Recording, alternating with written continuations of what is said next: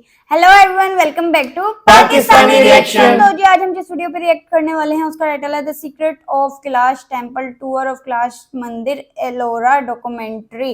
तो जी ये टेंपल से रिलेटेड जो वीडियोस है ना वो हमें बड़ी जबरदस्त लगती हैं, खासतौर पर जिनकी मिस्ट्रीज होती हैं। हमने पहले भी कुछ टेंपल जो हैं देखा अनसॉल्व मिस्ट्रीज। हाँ अनसॉल्व मिस्ट्रीज हैं। तो आज ये कैलाश टेंपल को भी देख लेते हैं, करते हैं स्टार्ट। डिस्कशन होने वाली है, हमेशा कितना अमेजिंग एंड तक जुड़े रहिएगा, चैनल को सब्सक्राइब कर दीजिए। क्या कैलाश मंदिर को एलियंस ने बनाया था? यस। नहीं नहीं नहीं भाई, कोई एलियंस नहीं आए थे। ये तो हमारे एंसेस्टर्स ही थे, जिनकी इंजीनियरिंग और टेक्नोलॉजी की समझ वेस्टर्न हिस्टोरियंस और आर्किटेक्ट्स को आज भी हजम नहीं हो पा रही। Secrets of Kailash Maharashtra tour blog. Kailash मंदिर महाराष्ट्र में जिसकी एक झलक से ही मन में हजारों प्रश्न उठने लगते हैं। इसको किसने बनाया, कैसे बनाया और आखिर कितना समय लगा होगा इसको बनाने में, और आखिर कौन था जो पूरी तरह से इसे नष्ट करने का प्रयास कर रहा था। और इन प्रश्नों का उत्तर ढूंढना भी आसान नहीं था।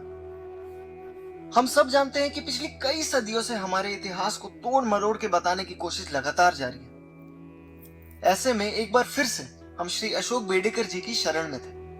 कैलाश क्यों कहते हैं इसे? बड़ा योग्य नाम दिया है, जिसने भी दिया है। किसने दिया ये तो पता नहीं। कैलाश क्योंकि शिव जी को अर्पण किया है, पहाड़ में ही बसा है जैसे हिमालय में कैलाश।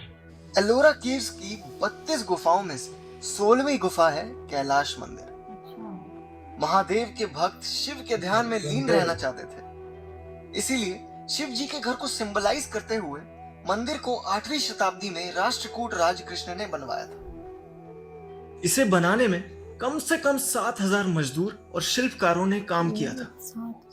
ये मंदिर दुनिया का सबसे बड़ा मोनोलिथिक स्ट्रक्चर है, यानी कि इस पूरे मंदिर को सिर्फ एक बड़े पत्थर को तराश कर बनाया गया है। दोस्तों, इस मंदिर को आपने एक जगह और देखा होगा, याद आया? जब आप अंदाजा लगाना शुरू करेंगे कि इस मंदिर को कैसे निर्मित किया गया होगा, तो मन में बहुत से कौतूहल पैदा करने वाले प्रश्न खड़े हो जाएंगे। क्या ये मंदिर सिर्फ छेनी हथौड़ी से बनाना संभव था? और अगर संभव था भी तो कितना समय लगा होगा इसे बनाने में? एक और गौर करने वाली बात यह है कि इसे बनाने में अगर कोई छोटी सी भी गलती हो तो उसे सुधारा नहीं जा सकता। वो एक छोटी सी गलती मंदिर की भव्यता को खराब कर सकती है। एक छोटी सी गलती और आपका पूरा मंदिर फिर से शुरू करना पड़ सकता था। इंस्पेक्शन के बाद पता चलता है कि इस पूरे स्ट्रक्चर में प्रॉपर सिमेट्री है और कोई छोटी सी भी गलती नहीं है।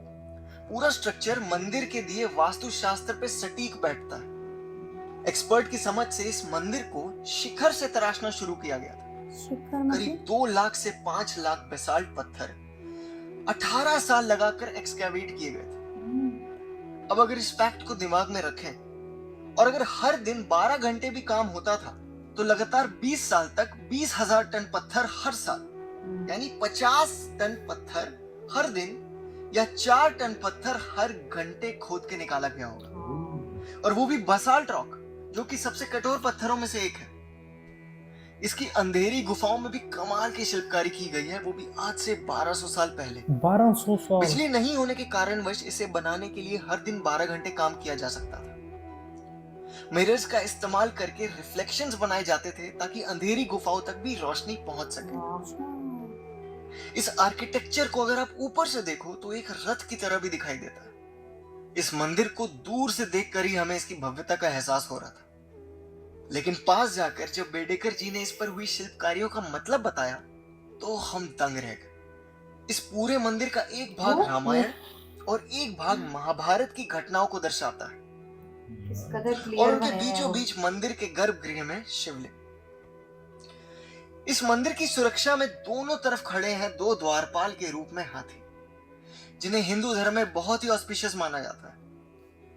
इस मंदिर के इर्द गिर्द शिव के कई रूप और उनकी प्रतिमाएं हैं, जो शिव जी के अलग अलग विचारों को दर्शाती है, जैसे कि ये जो विवाह का दृश्य है इसे कल्याण सुंदर मूर्ति कहा जाता है। यहाँ आप विवाह का दृश्य देखिए, शिव और पार्वती का विवाह है। बड़ा स्वाभाविक है, एक वधू का शर्माना, और वधू शर्मा कर अपने पति की ओर, भावी पति की ओर नहीं देख रही है। ऐसे आपको दिखाई देगा कि दूसरे पैर को मसल रही है। उसने बहुत सारे अलंकार धारण किए हैं। पैर में 2 पायल होने चाहिए नहीं, आजकल तो एक फैशन है, एक पैर में होता है। पर यहाँ 2 पैर में पायल होने चाहिए, एक ही पैर में। इसलिए अंकित बताया है कि वो जितनी जल्दी हो विवाह उतनी जल्दी संपन्न करना चाह रहे थे, क्योंकि उसके पिता जो हिमवंत थे उसकी अनुमति उनकी अनुमति नहीं थी, तो इसलिए वो शादी जल्द से जल्द निपटाना चाहते। और उसी गड़बड़ में उसने और एक गलती की है। पाणी ग्रहण होता है, 7 फेरे लगाए जाते, तो यहाँ वर का हाथ में लिया, जबकि वर ने वधु का हाथ में लेकर ये शुरुआत करनी चाहिए। तो शिव जी इसके कंधे पर हाथ रखकर कह रहे कि घबराओ नहीं, सब कुछ अच्छा होगा, ये धीरे धीरे धैर्य दे रहे। और यहाँ आप ब्रह्मा देव को देखेंगे, ब्रह्मा ने जो शिव और पार्वती का विवाह रचाया था, ये ब्रह्मा ने शादी से पहले पटाया था हिमवन को कि योग्य वर है शिव जी, पर भी हिमवन का कहना था कि नहीं, मुझे नहीं चाहिए। खैर, कुमार संभवम नाम का जो नाटक है कवि कालिदास का, उसमें बड़ा सुंदर वर्णन किया गया है। यहाँ भगवान शिव अंधकासुर का वध कर रहे। अंधकासुर नाम के राक्षस को ऐसे वरदान प्राप्त हुआ था कि उसके खून का कोई भी कतरा, कोई भी बूंद जमीन पे गिर जाएगा और एक रात एग्जैक्टली। तो यहाँ शिव भगवान से मारकर सूरज को ले जा रहे, ताकि सूरज की गर्मी से पूरा खून जल जाए, खून जमीन पर टपकना नहीं, इसके इनके हाथ में पात्र है। अब अंधकासुर फिर भी खुश है, हाथ जोड़कर धन्यवाद दे रहा है। क्यों? उसे मोक्ष प्राप्ति होने वाली है, भगवान के हाथ से मुक्ति होनी है, तो मोक्ष प्राप्त होना ही होना है। अंधकासुर है अंधकार का प्रतीक। अंधकार किसका है? किस चीज का है? अज्ञान का। ले कहाँ जा रहे सूरज को? हम ज्ञान को प्रकाश मानते हैं, तो झगड़ा ज्ञान और अज्ञान के विषय। यहाँ देखिए शिव जी का एक रूप है, बहुत ज्यादा ज्ञात नहीं है, उन्हें कहते हैं लकुलेश शिव। लकुलेश शिव के हाथ में क्या होती है? गदा होती है और घंटी होती है, और ये नग्न अवस्था में होती है मूर्ति। ये क्या कहते हैं? लकुलेश शिव को मानने वाले कोने में नाथ संप्रदाय के लोग। अच्छा, योगी आदित्यनाथ नाथ संप्रदाय वाले लोग। ऐसी कई मूर्तियां इस पूरे मंदिर में कोई ना कोई कथा कह रही है। भगवान विष्णु को अगर आप देखेंगे तो पाएंगे कि वो बहुत ही लग्जूरियस अवतार में सोने का मुकुट, गदा और हार के साथ दिखाई देते हैं। वहीं महादेव बहुत ही सरल रूप में दिखाई देते हैं, बाघ की खाल और बदन पे भभूत। इसीलिए कैलाश मंदिर के प्रांगण में तो आपको बहुत सी मूर्तियां दिखेंगी, पर मंदिर के गर्भगृह में आपको सजावट के नाम पर बहुत कम ही मूर्तियां और पेंटिंग्स दिखेंगी। क्या आप कल्पना कर सकते हैं कि इस मंदिर में इतनी सारी मूर्तियां बनाने की क्या आवश्यकता रही होगी? मंदिर हमेशा से ज्ञान का केंद्र रहे हैं। हमारे एंसेस्टर्स इन मूर्तियों के माध्यम से भी ज्ञान को अगली पीढ़ी तक पहुंचाया करते थे, और ये पत्थर की मूर्तियां तो अपने आप में ज्ञान का पूरा भंडार है।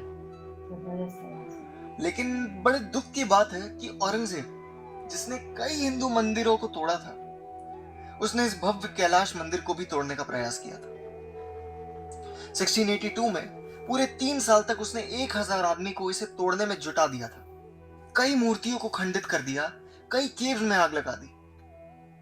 लेकिन 3 साल बाद उसके समझ में आ गया कि इस मंदिर को तोड़ना उसके लिए असंभव है। सोचिए जरा, जिस कठोर बसाल्ट को तोड़ने के लिए औरंगजेब के पसीने छूट गए, उस कठोर चट्टान पे हमारे पूर्वजों ने बेहतरीन नक्काशियां कर दी। यही तो शिव भक्ति का बल है। इस मंदिर पर कई बार पेंटिंग के नए लेयर्स भी सुसज्जित किए गए, पर जब 1682 में औरंगजेब ने इसमें आग लगा दी थी, तब ये सारी पेंटिंग्स भी तबाह हो गई। इतना सब होने के बाद भी आज भी ये मंदिर खड़ा है और दुनिया भर के इंजीनियर्स और साइंटिस्ट को आज भी आश्चर्यचकित कर रहा है। परंतु जो जगह एक समय में शिव भक्ति की ऊर्जा से प्रवाहित रहती होगी, वो एक इंसान की इनसिक्योरिटी और ईर्ष्या की वजह से अब सिर्फ एक म्यूजियम बन के रह गई। पर मन में अभी भी एक आशा है कि जिस प्रकार ग्रीष्णेश्वर महादेव और राम जन्मभूमि को पुनः स्थापित और उनका जीवनोद्धार किया गया है, उसी तरह इस भव्य कैलाश में भी महादेव विराजमान होंगे। अगर वीडियो अच्छी लगी तो लाइक अवश्य कीजिएगा, और भारत से जुड़ी ऐसी और वीडियोस देखने के लिए हमारे चैनल को सब्सक्राइब कीजिएगा। हर हर महादेव। क्या टेम्पल था वो यार। बता रहे हैं, इतना हार्ड पत्थर है, उसके बावजूद उसको किस तरह से तराशा गया, और इतनी खूबसूरत जो है उसके ऊपर ये सारी कार्विंग जो सारी हुई हुई है, और बहुत ज्यादा नीट एंड क्लीन। और कितने सालों में कह रहे थे? 20 साल, 18 साल, नहीं 18 साल उन्होंने अच्छा, बताया था। और बनाने में, हाँ, 7000 जो थे ना मजदूर, वो लगे उस पे थे लगाए इसके गए। अंदर। और ये 14th सेंचुरी का ना, ये अब मुझे नहीं, भूल गया, हाँ। शायद उन्होंने वीडियो में बताया है कि कौन सी सेंचुरी ये का। उन्होंने ना वो जो पत्थर थे ना, वो उन्होंने बताए हैं कि जी 18 साल में इतने 1000 टन पत्थर हाँ जो वो है टन के हिसाब से टन बता के रहे हिसाब थे। से हाल बताया में भी उसको उन्होंने। कन्वर्ट हाँ किया था। आर तक में ऑर्ली के वो कितना ज्यादा जो है ना वो कर ऑर्ली में नहीं, मैं शायद ये कह 4 रहा कि टन थे। कंस्ट्रक्शन कब हुआ था, ये 14th सेंचुरी में ना शायद। हाँ आई गेस यही बताया हुआ if I am not wrong. और बाकी ये कि सारी उसके साथ साथ जो है वो हिस्ट्री वगैरह बताई और किस तरह उसको कोशिश की कि तोड़ने वगैरह की भी। तो वो एक बात मुझे बड़ी वो इंटरेस्टिंग लगी, जब वो 3 साल तक उस तोड़ा नहीं जा रहा था उसको। 1000 मतलब लोगों के साथ हाँ मजदूरों के मजदूर साथ। वगैरह, तो उसको बनाने में जो है वो किस तरह मतलब बनाया मतलब गया होगा कैसे, इसे। मतलब क्या जेहन में आया होगा, और और मतलब हर कि पहाड़ हाँ, को ही एक तराश स्टोरी के है। और वो पत्थर को तराश के वो बनाया होगा।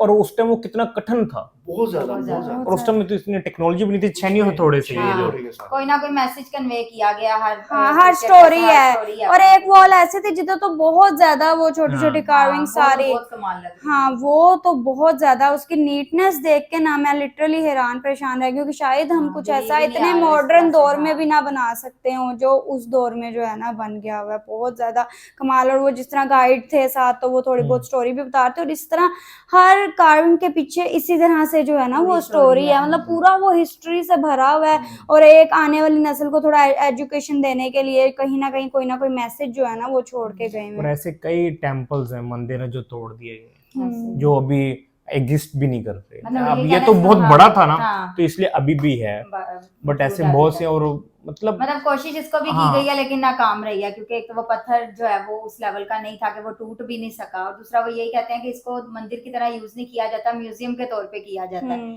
तो वो उस चीज के लिए जो है वो विश कर रहे थे कि इसको भी वैसे ही इस्तेमाल टेम्पल किया की जाए, तरह जो टेम्पल है की ना तरह। दोबारा यूज किया जाए। और वो जो उसका अपर व्यू दिखाते हैं वैसे बिल्कुल नीचे हाँ। नीचे लगता है, सही तब सही पता लगता है किस तरह बीच में कार्व करके सारा जो है ना वो बनाया हुआ है।